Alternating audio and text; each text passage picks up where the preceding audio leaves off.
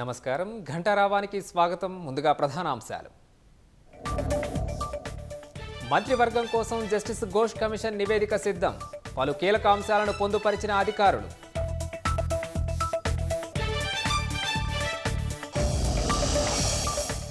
పారిశ్రామికవేత్తలకు ప్రభుత్వం అండగా ఉంటుందన్న సీఎం. రాష్ట్రాన్ని $3 ట్రిలియన్ ఆర్థిక వ్యవస్థగా తీర్చిదిద్దడమే లక్ష్యమని ధీమా.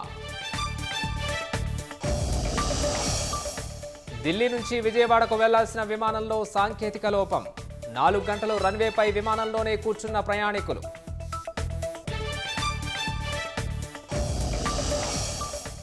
జమ్మూ కశ్మీర్లో కొనసాగుతున్న ఆపరేషన్ అఖల్.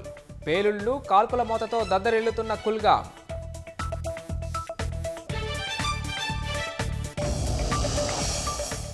గాజాపై మరింత విరుచుకుపడుతోన్న ఇజ్రాయిల్. బందీల దయనీయ దృశ్యాల విడుదలతో ఆగ్రహం.